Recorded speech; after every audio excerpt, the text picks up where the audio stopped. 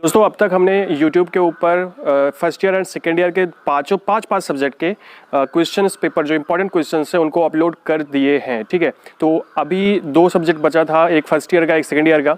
तो आज की वीडियो हम बात करेंगे फर्स्ट ईयर के subject biochemistry and clinical pathology के इंपॉर्टेंट क्वेश्चंस के बारे में। तो दोस्तों चलिए शुरुआत करते हैं।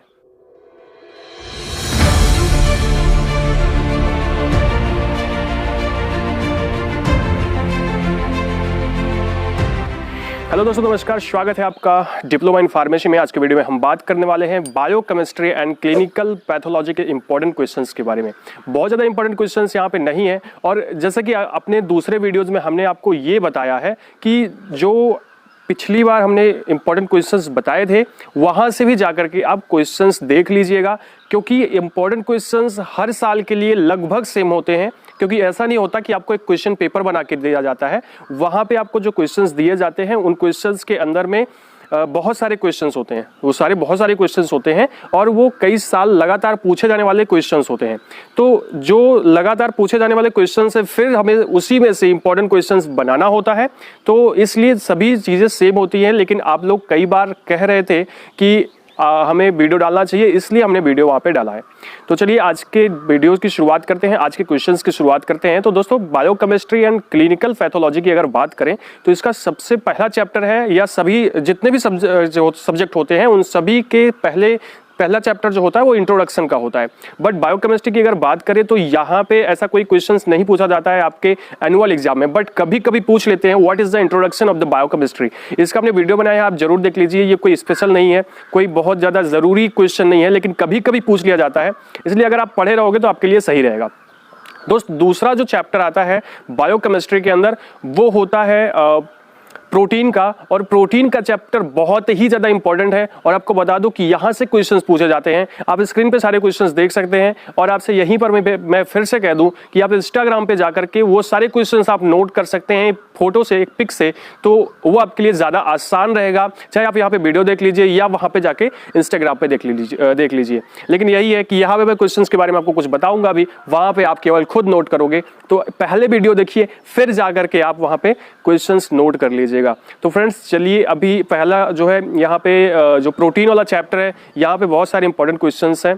तो सबसे पहला यहाँ पे जो आपके लिए क्वेश्चन है वो ये है, right a detail note on protein and mention the biological value of polypeptides and protein. ये पिछली बार क्वेश्चन आया था कि describe the biological value of protein and polypeptide. तो इस बार हमने मेंशन इसलिए किया है क्योंकि हो सकता है क्वेश्चन रिपीट हो जाए। तो ये एक ही क्वेश्चन में दो क्वेश्चन है। और प्रोटीन का जो दूसरा क्वेश्चन पूछा जाता है वो आपसे ये पूछा जाता है कि right note about amino acid and classify amino acid. मतलब आपको अमीनो एसिड के बारे में थोड़ा सा लिखना है और उससे क्लासीफाई करना है, ऐसा क्वेश्चन भी आपसे पूछा जाता है। तो इस तरह से क्वेश्चन पूछे जाते हैं, बाकी बहुत सारे क्वेश्चन पूछे जाते हैं। मैं ऐसे आपको चैप्टर वाइज नहीं बताऊंगा, आपको केवल क्वेश्चन बताऊंगा। ठीक है, दूसरा से क्वेश्चन पूछा जाता है, जैसे आपसे कार्बोहाइड्रेट के बारे में पूछ लिया गया, तो कार्बोहाइड्रेट के बारे में क्लासिफिकेशन पूछ सकता है, क्वालिटेटिव टेस्ट पूछ सकता है। तो नॉर्मली क्वालिटेटिव टेस्ट पूछता है या कार्बोहाइड्रेट के बारे में कुछ पूछता है। तो यहाँ पे मैंने जो क्वेश्चन बनाया है वहाँ पे मैंने कार्बोहाइड्रेट नहीं दिया है, लेकिन आपको कार्बोहाइड्रेट का क्लासिफिकेशन पढ़ना पड़ेगा, क्योंकि पूछा जा सकता है। तो हमने कुछ इंपॉर्टेंट क्वेश्चन दिए हैं। अब यहाँ पे तो मैं आपको बता दे रहा हूँ वीडियो में कि नहीं है, लेकिन अगर आप जाके इंस्टाग्राम पे देखेंगे तो वहाँ पे कार्बोहाइड्रेट का क्वेश्चन आपको नहीं मिलेगा। ठीक है, बट आपको क्वेश्चन पढ़ना पड़ेगा, आपको चैप्टर पढ़ना पड़ेगा।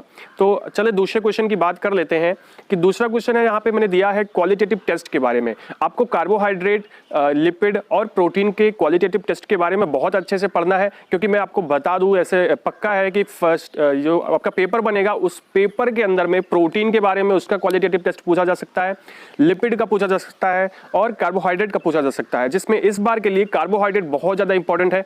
ठीक है, तो कार्बोहाइड्रेट आप जरूर पढ़िएगा, पिछली बार भी आया था शायद।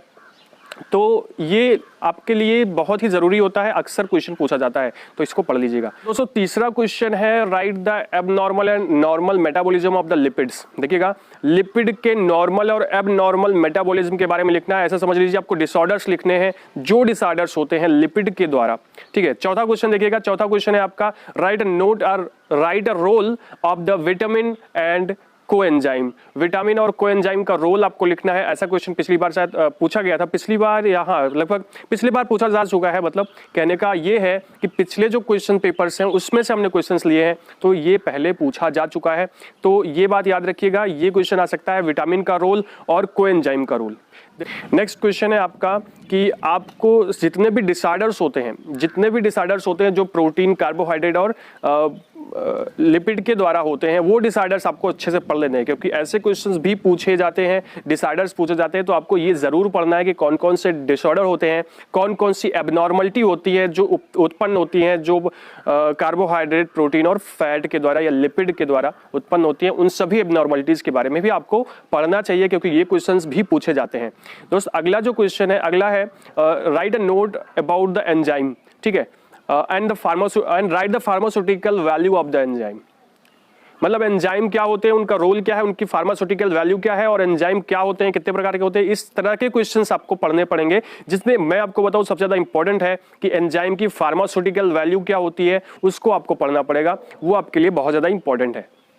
देखते हैं नेक्स्ट क्वेश्चन क्या है। नेक्स्ट क्वेश्चन है आपका right the abnormal and normal constituents of the urine and blood.